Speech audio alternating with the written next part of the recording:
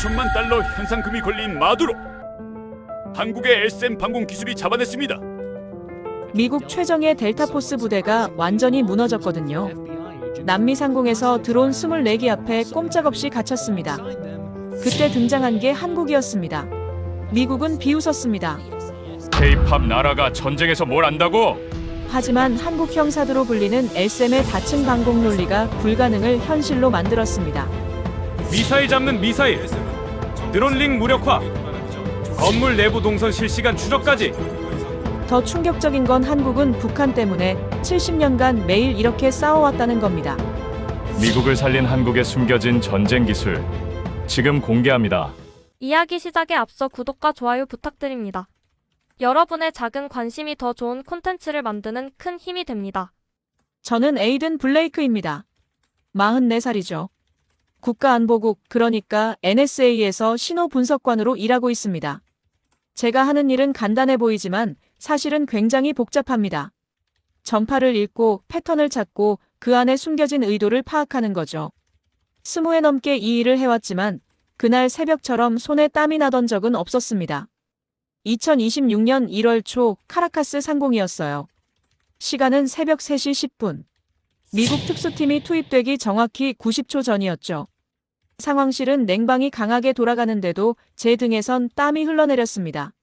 모니터 불빛이 얼굴을 파랗게 비추는 가운데 저는 제 인생에서 가장 큰 착각과 마주하게 됐어요. 상황실 화면에는 두 개의 경고가 동시에 떴습니다. 하나는 목표물 신호 증발, 또 하나는 비행체 다수 접근이었죠. 빨간색 경고등이 깜빡이기 시작했어요. 경보음이 귓속을 파고들었습니다. 저는 그 화면을 보면서 등골이 서늘해지는 걸 느꼈어요. 신호가 사라진다는 건 표적을 잃었다는 뜻이니까요. 몇 달을 준비한 작전이 일순간에 무너지는 순간이었습니다. 그런데 더 큰 문제는 상공이었어요. 정체불명의 소형 드론 24기가 링 형태로 떠서 우리 팀의 접근을 막고 있었습니다. 위성 영상으로 보니 마치 거대한 원형 그물처럼 표적 건물 위를 감싸고 있더군요. 드론 하나하나가 정밀하게 배치돼 있었어요. 누군가 치밀하게 계획한 방어막이었습니다. 저는 화면을 확대해서 봤어요. 드론들의 비행 패턴이 일정했습니다. 마치 톱니바퀴처럼 서로 맞물려 돌아가고 있었죠. 헬기가 접근하면 즉시 감지될 게 분명했어요. 현장 지휘관 톰슨 대령이 소리쳤습니다. 좌표도 없고 상공이 막혔는데 들어가면 그냥 죽는다고요. 작전 중단해야 한다고 외쳤죠. 그의 목소리에는 분노보다 두려움이 섞여 있었어요. 25명의 특수요원들 목숨이 걸린 문제였으니까요. 저도 그 말에 동의했습니다. 이건 자살 임무나 다름없었거든요. 상황실 안의 분위기가 급격히 가라앉았어요. 몇몇은 고개를 떨구고 있었고 누군가는 책상을 주먹으로 쳤습니다. 하지만 상부의 반응은 달랐습니다. 냉정하고 차가웠죠. 워싱턴에서 걸려온 전화였어요. 국가안보보좌관의 목소리가 스피커폰을 타고 울려 퍼졌습니다. 이번 표적은 최대 5천만 달러급 목표라고 했어요. 미 국무부가 공식적으로 책정한 보상금이었습니다. 마두로에 대한 나르코테러 관련 체포 및 유죄 정보 제공자에게 주는 금액이죠. 실패하면 다음은 없다고 했습니다. 프로젝트 자체가 폐기되고 관련자 전원이 책임을 진다는 뜻이었어요. 저는 턱을 괴고 화면을 응시했습니다. 손끝이 차갑게 식어가는 게 느껴졌어요. 그때 화면 한쪽에 작은 알림이 떴습니다. KOR 레이어드 디펜스 링크 라이브. 한국 방공 연결이라는 뜻이었죠. 저는 그 알림을 보고 미간을 찌푸렸어요. 옆에 있던 분석관 하나가 비웃으며 말했습니다. 한국 방공이요? 지금 남미에서요? 그 말에 몇몇이 킥킥 웃었어요. 저도 속으로 코웃음 쳤습니다. 솔직히 말하면 저는 한국을 제대로 된 전쟁 기술 국가로 본 적이 없었거든요. K-팝이나 스마트폰 정도로만 알고 있었죠. 삼성이나 LG 같은 회사들, 화려한 아이돌 그룹들. 그게 제가 아는 한국의 전부였습니다. 전쟁형 방공이나 요격 체계 같은 건 아예 생각해 본 적도 없었어요. 그런데 제 눈에 뭔가 이상한 게 보였습니다. 신호 증발 로그 옆에 아주 작은 문구가 붙어 있었거든요. 스푸프 서스펙티드, 그러니까 위장 의심이라는 거였어요. 저는 마우스를 움직여서 그 부분을 확대했습니다. 신호가 끊긴 게 아니라 누군가 일부러 속인 거라는 뜻이었죠. 신호전에서 스푸핑은 가장 교묘한 속임수입니다. 진짜처럼 보이는 가짜 신호를 뿌려서 추적을 방해하는 거예요. 저는 그 순간 뭔가 잘못됐다는 걸 직감했습니다. 우리가 놓친 게 있었어요. 하지만 시간은 없었습니다. 90초는 이미 70초로 줄어들고 있었고 드론들은 여전히 상공을 장악하고 있었어요. 투입 시간은 다가오는데 우리는 아무것도 할 수 없었죠. 상황실 안의 공기가 무거워졌습니다. 누군가 커피를 쏟았는지 타는 냄새가 났어요. 형광등 불빛이 유난히 차갑게 느껴졌습니다. 제 이야기를 좀 더 해야 할 것 같습니다. 왜 제가 한국을 그렇게 무시했는지 이해하시려면요. 저는 20대 중반에 가족이 무너지는 걸 봤습니다. 1997년 아시아 금융 위기 때문이었죠. 아버지는 투자회사에서 일하셨는데 태국에서 시작된 금융 붕괴가 한국을 거쳐 전 아시아로 번져나갔습니다. 하루아침에 모든 게 사라졌어요. 아버지의 투자 포트폴리오가 휴지 조각이 됐고 우리 집은 빚더미에 앉았습니다. 저는 그때 대학교 3학년이었어요. 학비를 낼 수 없어서 휴학해야 했죠. 밤마다 아버지가 서재에서 한숨 쉬는 소리를 들었습니다. 어머니는 눈물을 훔치셨고요. 저는 그때부터 아시아 경제에 대한 불신이 생겼어요. 겉으로는 화려해 보여도 속은 불안정하다고 생각했습니다. 한국도 그랬죠. 국제통화기금의 구제금융을 받아야 했고 거리에는 실업자들이 넘쳐났다고 들었습니다. 그 상처는 오래 갔어요. 저는 결국 학교로 돌아갔지만 아시아에 대한 편견은 더 깊어. 졸업 후 NSA에 들어가서 중동으로 파견을 나갔죠. 이라크 전쟁이 한창일 때였어요. 그곳에서 제 생각은 더 굳어졌습니다. 서류상으로는 멀쩡해 보이는 장비들이 실전에서는 흔들리는 걸 여러 번 봤거든요. 특히 아시아산 장비들이 그랬습니다. 중국제 통신 장비는 열흘도 안 돼서 고장났고 베트남에서 만든 부품들은 사막 모래바람을 견디지 못했어요. 스펙은 화려한데 막상 써보면 믿을 수 없었죠. 한 번은 한국산 야시경을 지급받은 적이 있었어요. 사용 설명서도 영어로 잘 번역돼 있었고 디자인도 깔끔했습니다. 하지만 실전에서 써보니 렌즈에 김이 서려서 제대로 볼 수가 없었어요. 그래서 저는 아시아 기술은 불안정하다는 편견을 갖게 됐습니다. 한국도 마찬가지였어요. K-팝 아이돌이나 스마트폰은 잘 만들지만 전쟁 기술은 다르다고 생각했죠. 방공 시스템이나 요격 체계 같은 건 미국, 영국, 이스라엘 같은 서구 선진국의 영역이라고 믿었습니다. 생사가 걸린 문제에서는 검증된 서구 기술만 믿을 수 있다고 여겼어요. 그런데 지금 제 앞에는 KOR 링크가 떠 있었습니다. 저는 그걸 홍보용 자료쯤으로 여겼어요. 아마 한국 정부가 자국 기술을 홍보하려고 끼워 넣은 거겠거니 싶었죠. 실제로는 별 쓸모없을 거라고 판단했습니다. 링크를 클릭할 생각조차 하지 않았어요. 하지만 문제는 시간이었습니다. 상공의 드론들, 위장된 신호, 그리고 투입 마감 90초. 아니, 이제는 60초도 안 남았어요. 워싱턴에서는 계속 압박이 들어왔고 현장 지휘관은 작전 중단을 주장했습니다. 저는 자존심과 생존 사이에서 갈등했어요. 한국 측 담당자를 무시하고 싶었지만 다른 선택지가 없었죠. 저는 속으로 생각했습니다. 어차피 안 될 거야. 하지만 시도는 해봐야겠지. 안 하는 것보다는 낫잖아. 그렇게 저는 제 편견을 잠시 접고 KOR 링크를 클릭했습니다. 화면이 전환되면서 새로운 인터페이스가 나타났어요. 한글과 영어가 섞인 메뉴들, 복잡한 다이어그램들. 저는 한숨을 쉬었습니다. 역시 복잡하기만 하고 쓸모없겠지. 그게 제 인생에서 가장 중요한 결정이 될 줄은 그때 몰랐습니다. 이 작전이 왜 그렇게 중요했는지 제대로 설명해야겠습니다. 숫자로 말하는 게 가장 명확하니까요. 미국 국무부는 마두로에 대한 체포 및 유죄 정보 보상금을 최대 5천만 달러까지 올렸습니다. 이건 단순한 돈이 아니었어요. 정치적 압박, 여론 조작, 경제 제재, 모든 게 걸린 카드였죠. 베네수엘라는 남미에서 가장 풍부한 석유 매장량을 가진 나라입니다. 하지만 마두로 정권 하에서 경제는 완전히 무너졌어요. 그리고 베네수엘라 난민과 이주민은 약 790만 명 수준이었습니다. 유엔 난민기구 기준으로요. 이 사람들은 콜롬비아, 페루, 칠레, 브라질로 흘러갔어요. 주변국의 치안과 정치까지 흔들고 있었죠. 난민 유입으로 인한 범죄율 상승, 일자리 경쟁, 사회 갈등. 남미 전체가 베네수엘라 문제로 몸살을 앓고 있었습니다. 이 작전이 실패하면 모든 게 무너집니다. 미국의 대남미 영향력이 추락하고 마두로는 더 강해지겠죠. 상부는 저에게 최후 통첩을 했습니다. 오늘 실패하면 프로젝트 종료라고요. 그리고 책임자는 저라고 했어요. 20년 경력이 하루아침에 날아갈 수도 있었습니다. 저는 동맹국 채널을 돌리기 시작했습니다. 영국 정보부에 먼저 연락했어요. 하지만 돌아온 답은 냉랭했습니다. 관할 지역이 아니라고 했죠. 프랑스에도 연락했습니다. 법적 검토가 필요하다며 시간을 끌었어요. 독일은 아예 무응답이었습니다.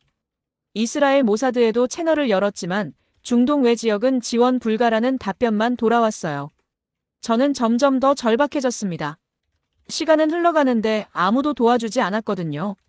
손바닥에 땀이 차올랐어요. 키보드를 두드리는 손가락이 떨렸습니다. 상황실 벽에 걸린 시계의 초침 소리가 유난히 크게 들렸어요. 똑딱, 똑딱. 마치 제 심장 박동 소리 같았습니다. 그때 화면에 새로운 인물이 나타났습니다. 서윤재. 39살의 한국 측 위성 및 신호전 리에종이었죠. 화상 통화창이 열렸어요.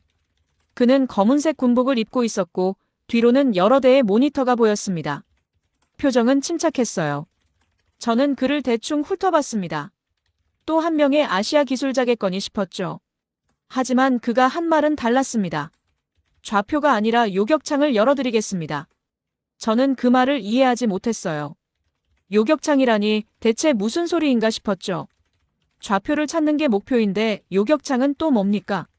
저는 약간 짜증이 났습니다. 지금 단어 유희할 시간이 없다고 말하려 했어요. 하지만 서윤재의 표정은 진지했습니다. 그는 장담하는 게 아니라 확신하고 있었어요. 눈빛에 흔들림이 없었죠. 저는 잠시 말을 멈췄습니다. 뭔가 다르다는 느낌이 들었거든요. 그의 뒤로 보이는 한국 측 상황실도 심상치 않았어요. 최소 10여 명의 분석관들이 각자 화면을 보며 뭔가를 입력하고 있었습니다. 저는 반신반의하면서도 그에게 기회를 줬습니다. 다른 선택지가 없었으니까요. 좋습니다. 한번 해보시죠. 저는 가능한 한 무표정하게 대답했어요. 하지만 속으로는 기대 반 의심 반이었습니다. 그리고 그게 제 인생을 바꿔놓았죠. 지금 생각해보면 그 순간이 제 편견이 무너지기 시작한 첫 순간이었습니다. 서윤재는 말로 설득하지 않았습니다. 방식을 보여줬죠. 화면에 새로운 다이어그램이 떴어요. 상층, 중층, 근접으로 나뉜 다층 방공 구조였습니다. 각 층마다 다른 색깔로 표시돼 있었고 화살표들이 복잡하게 연결돼 있었어요. 저는 그걸 보면서 처음엔 이해하지 못했습니다. 이게 지금 상황과 무슨 상관이냐고 물으려 했죠. 하지만 서윤재는 설명을 시작했습니다. 침착한 목소리로요. 한국은 북한을 상대로 이 시스템을 발전시켰다고 했어요. 매일 같은 위협 속에서 살아남기 위해 만든 거라고 했습니다. 휴전선에서 불과 40km 떨어진 서울. 2천만 명이 사는 수도가 북한 장사정포 사거리 안에 있다고 했죠. 그는 화면을 확대했습니다. 상층에서는 신호 위장, 그러니까 스푸핑을 걸러냅니다. 가짜 신호와 진짜 신호를 분리하는 거예요. 중층에서는 우회와 지연 패턴을 잡아내죠. 표적이 어떤 경로로 움직이는지, 어디서 멈추는지 예측합니다. 그리고 근접에서는 드론 링을 무력화 가능한 창으로 쪼갭니다. 방어막의 약점을 찾아내는 거죠. 저는 그 순간 뭔가 깨달았어요. 이건 단순한 방공이 아니라 전쟁 사고방식이라는 걸요. 미국이나 이스라엘의 방공 시스템은 주로 미사일 요격에 집중합니다. 하지만 한국의 시스템은 달랐어요. 신호전, 패턴 분석, 근접 방어까지 모든 걸 통합한 거였죠. 한국은 전쟁이 끝난 적이 없는 나라였습니다. 1953년 휴전 이후 70년 넘게 휴전 상태로 살아왔어요. 매일 북한의 위협을 받으면서요. 그들은 방공을 생존의 문제로 봤습니다. 선택이 아니라 필수였던 거죠. 서울이 무너지면 나라 전체가 무너지니까요. 화면에 새로운 정보가 스쳤습니다. 한국형 사드라고 불리는 LSAM 개발 완료. 요격고도 50에서 60km. 저는 숨이 막혔습니다. 미국의 사드가 고도 40에서 150km를 담당하는데 한국이 독자적으로 비슷한 시스템을 만들었다는 거였어요. 그것도 2024년에 완료했다고 했습니다. 저는 화면을 자세히 들여다봤습니다. LSAM 옆에는 패트리어트 미사일도 표시돼 있었어요. 중층 방어를 담당하는 거죠. 그 아래로는 천공 시스템이 있었고요. 적어도 방어까지 완벽하게 층을 나눠 놓은 거였습니다. 마치 촘촘한 그물처럼요. 회의실은 여전히 비웃고 있었어요. 한국 따위가 뭘 할 수 있겠냐는 반응이었죠. 누군가 킥킥 웃는 소리가 들렸습니다. 저도 며칠 전까지는 똑같이 생각했을 겁니다. 하지만 지금은 달랐어요. 화면의 경고등이 하나씩 녹색으로 바뀌기 시작했거든요. 드론 접근 위험도 하락. 스푸핑 분리 완료. 우회 패턴 감지 중. 하나씩 상태가 개선되고 있었습니다. 저는 눈을 의심했어요. 불과 3분 전만 해도 모든 게 빨간불이었는데 지금은 절반 이상이 녹색이었죠. 저는 그제야 깨달았어요. 한국은 방공전쟁으로 먹고 사는 나라구나. 그들은 이런 상황에 익숙하다는 걸요. 북한이 언제 도발할지 모르니까 24시간 긴장 상태를 유지하는 거죠. 그 긴장이 이런 시스템을 만들어낸 겁니다. 서윤재는 여전히 침착했습니다. 그는 자랑하지 않았어요. 그냥 일을 했죠. 한국 측 분석관들도 마찬가지였습니다. 화면 너머로 보이는 그들의 모습은 담담했어요. 마치 매일 하는 일상적인 작업처럼요. 저는 그 모습을 보면서 제 편견이 얼마나 어리석었는지 느꼈습니다. 한국 측 모델이 작동하기 시작했습니다. 화면에는 복잡한 파형들이 겹쳐서 나타났어요. 마치 심전도처럼 들쭉날쭉한 선들이 여러 겹으로 쌓여 있었죠. 저는 그걸 보면서 뭔가 이상하다고 느꼈습니다. 마두로의 신호처럼 보이는 패턴이 여러 개 있었거든요. 하나가 아니라 5개나 됐어요. 서윤재가 설명했습니다. 진짜 신호는 사라진 게 아니라고요. 도심 빌딩 숲과 우회 루프를 이용해서 보이게도 하고 안 보이게도 조작된 거라고 했죠. 마두로 측 보안팀이 의도적으로 만든 함정이라는 겁니다. 우리가 잘못된 신호를 쫓아가서 시간을 낭비하도록 유도한 거예요. 저는 충격을 받았어요. 이건 단순한 감청이 아니었습니다. 전쟁형 신호전, 그러니까 일렉트로닉 워페어 사고방식이었죠. 중동에서 일할 때도 신호 교란은 봤습니다. 하지만 이렇게 정교한 건 처음이었어요. 5개의 가짜 신호가 진짜처럼 움직이고 있었으니까요. 한국은 가짜 패턴을 하나씩 분리해냈습니다. 마치 양파 껍질을 벗기듯이요. 첫 번째 신호는 반복 패턴이 너무 규칙적이라며 제거했어요. 두 번째 신호는 건물 구조와 맞지 않는다며 걸러냈죠. 세 번째, 네 번째도 각각 다른 이유로 가짜로 판명됐습니다. 그러다 진짜 신호가 드러났어요. 화면에 빨간 점 하나가 또렷하게 나타났습니다. 카라카스 동북쪽 낡은 상업 건물 3층이었어요. 저는 숨을 멈췄습니다. 진짜였어요. 마두로의 신호가 거기 있었죠. 심박수가 빨라지는 게 느껴졌습니다. 하지만 갈등이 생겼습니다. 현장 지휘관 톰슨 대령은 믿지 않았어요. 증명 못하면 안 들어간다고 했죠. 지금까지 가짜 정보로 몇 번이나 낭패를 봤는데 또 속을 수는 없다고 했습니다. 그의 목소리는 단호했어요. 저는 한국이 맞다고 주장했습니다. 하지만 솔직히 저 자신도 완전히 확신하지는 못했어요. 만약 틀렸다면 우리 팀원 25명이 죽을 수도 있었으니까요. 헬기가 잘못된 위치에 들어가면 매복에 당할 수 있었죠. 민간인 피해도 걱정이었습니다. 상황실 안의 분위기가 팽팽해졌습니다. 누군가는 한국을 믿자고 했고 누군가는 추가 검증이 필요하다고 주장했어요. 시간은 계속 흘러가고 있었습니다. 투입 가능 시간은 20분밖에 안 남았어요. 서윤재는 조용히 말했습니다. 저희는 이런 상황에 익숙합니다. 전쟁이 끝난 적이 없어서요. 그 말이 제 가슴을 쳤습니다. 한국은 70년 넘게 이런 긴장 속에서 살아왔다는 거였죠. 북한의 신호를 매일 분석하고 도발 징후를 감시하고 위협을 예측하면서요. 저는 그제야 이해했어요. 그들이 왜 이렇게 정확한지를요. 이게 그들에게는 생존이 걸린 문제였으니까요. 서울에서 북한까지 불과 50km입니다. 잘못 판단하면 수백만 명이 죽을 수 있어요. 그래서 한국은 신호전에서 세계 최고가 될 수밖에 없었던 겁니다. 화면의 빨간 점은 여전히 깜빡이고 있었습니다. 저는 결정을 내려야 했어요. 한국을 믿을 것인가 아니면 작전을 포기할 것인가. 제 20년 경력이 걸린 선택이었습니다. 작전 개시 직전이었습니다. 특수팀이 헬기에 탑승하려는 순간이었어요. 그런데 표적이 루트를 바꿨습니다. 화면에 빨간 점이 갑자기 방향을 틀었죠.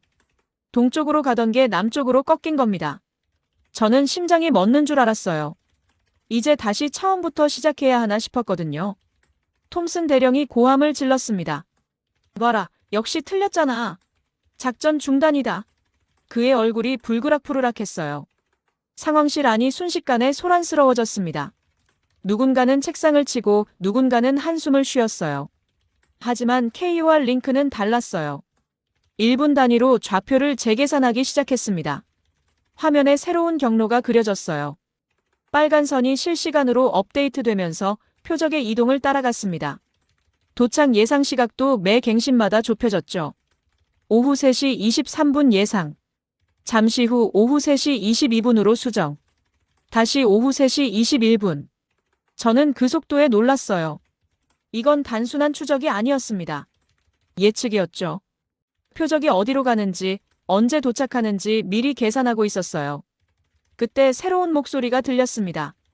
레나 모레노, 33살의 미 항공 통제관이었어요. 그녀가 저에게 쏘아붙였습니다. 블레이크, 좌표가 흔들리면 헬기 들어가도 민간 피해 난다고요. 표적이 아니라 재앙이 된다고 했죠. 그녀의 목소리는 날카로웠어요. 저는 그 말을 알고 있었습니다. 카라카스는 인구 밀집 지역이에요. 잘못 폭격하면 무고한 시민이 죽습니다. 국제 여론도 최악이 되죠. 하지만 한국은 좌표만 준 게 아니었어요. 고도 변화까지 예측했습니다. 화면에 3층에서 2층으로 이동 추정이라고 떴죠. 그리고 체류 시간까지 계산해서 보여줬어요. 각 지점에서 얼마나 머무를지 예상 시간이 표시됐습니다. 1분 30초, 45초, 2분. 저는 눈을 크게 떴어요. 이게 어떻게 가능하지? 레나가 화면을 보더니 말을 잃었습니다. 건물 안 움직임까지 파악한다고요? 이게 가능하냐고 물었죠. 저도 믿기지 않았습니다. 위성으로는 건물 내부를 볼 수 없는데 어떻게 계단 이동까지 아는 거죠? 서윤재가 설명했습니다. 신호 강도 변화와 반사 패턴을 분석한다고요. 표적이 아래층으로 내려가면 신호가 약해지고 위층으로 올라가면 강해진다고 했어요. 그 변화를 실시간으로 추적하는 겁니다. 북한 고위층 동선을 파악할 때 쓰는 기법이라고 했죠. 저는 입이 벌어졌습니다. 한국은 이런 기술을 실전에서 쓰고 있었던 거예요. 북한 김정은의 동선을 추적하기 위해 개발한 거겠죠. 그들은 매일 이런 분석을 하면서 살아왔던 겁니다. 화면에 최종 좌표가 떴습니다. 오차 범위 5m 이내. 도착 예상 시각 오후 3시 22분.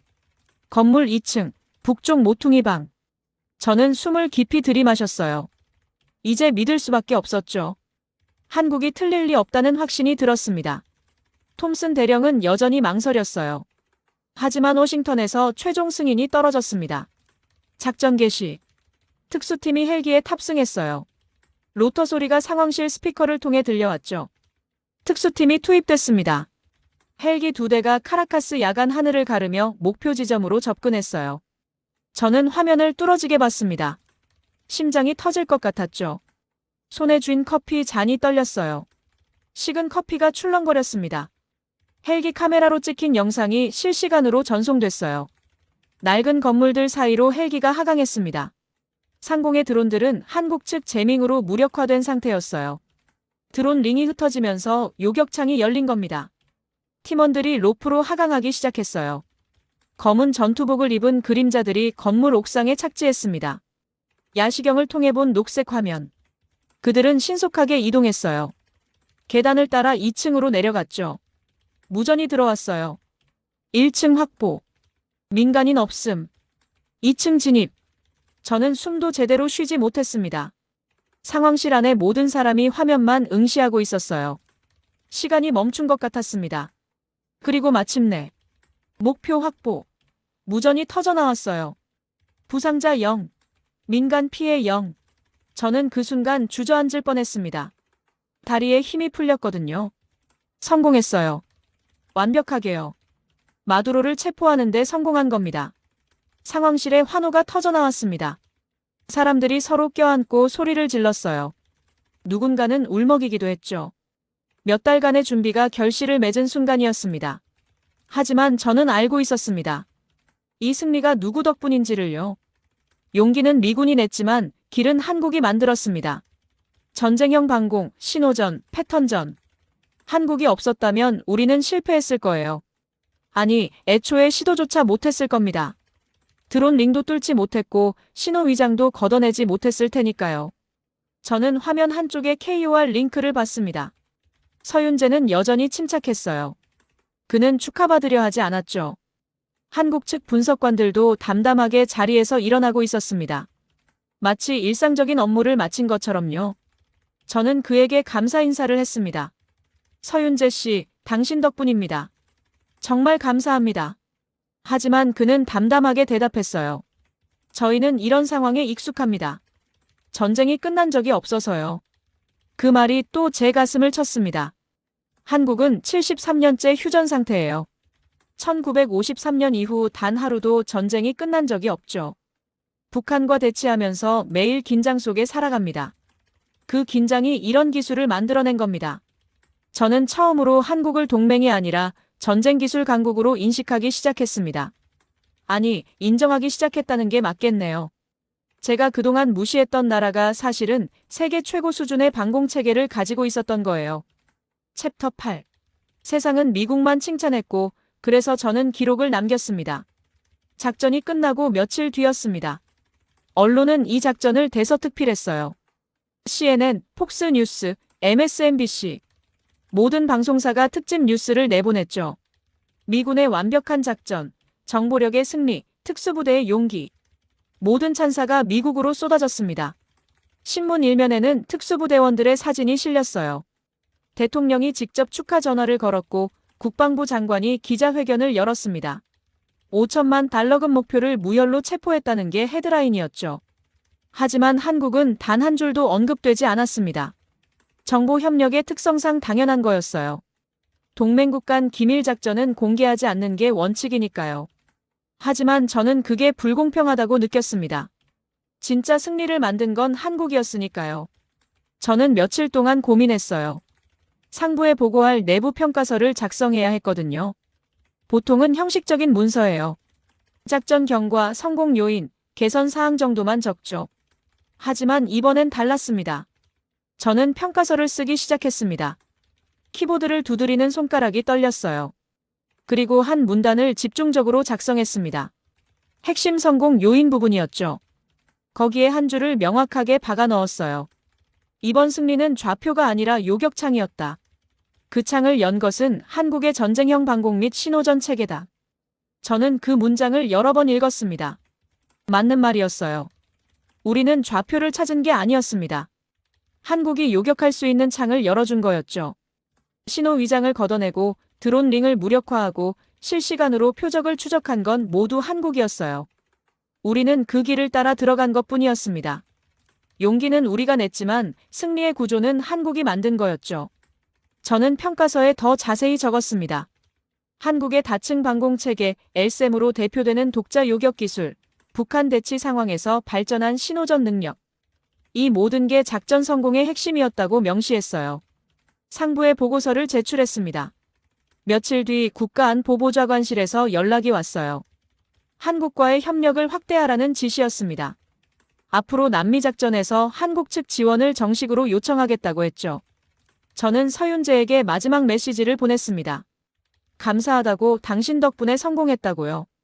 그리고 미국 내부에서 한국의 기여를 공식 기록으로 남겼다고 전했습니다. 그의 답장은 짧았어요. 우린 이런 상황에 익숙합니다. 전쟁이 끝난 적이 없어서요. 저는 그 메시지를 보면서 많은 걸 생각했습니다. 한국은 73년째 휴전선을 지키며 살아왔어요. 매일 북한의 위협 속에서 긴장하며 지냈죠. 서울과 북한 사이는 불과 50km. 장사정포 사거리 안에 2천만 명이 살고 있습니다. 그 속에서 한국은 세계 최고 수준의 방공체계를 만들어냈습니다. LSAM 같은 상층 방어는 고도 50에서 60km를 담당해요. 패트리어트가 중층을, 천궁이 저층을 맞죠. 각 층마다 완벽하게 연결된 통합 방공망이었습니다. 신호전 능력도 마찬가지였어요. 북한의 신호를 매일 분석하고 도발 징후를 감시하고 위협을 예측합니다. 그게 일상이에요. 그래서 한국은 신호 위장을 순식간에 걷어낼 수 있었던 겁니다. 경험이 축적돼 있었으니까요. 저는 제 편견을 인정했습니다. 한국을 무시한 건 그들이 부족해서가 아니었어요. 제가 두려워서였죠. 제가 믿던 서구 우월주의가 무너질까봐 두려웠던 겁니다. 아시아 금융 위기 때 받은 상처, 중동에서 본 아시아산 장비의 불안정성. 그게 제 편견을 만들었어요. 하지만 한국은 달랐습니다. 그들은 생존을 위해 기술을 발전시켰어요. 선택이 아니라 필수였죠.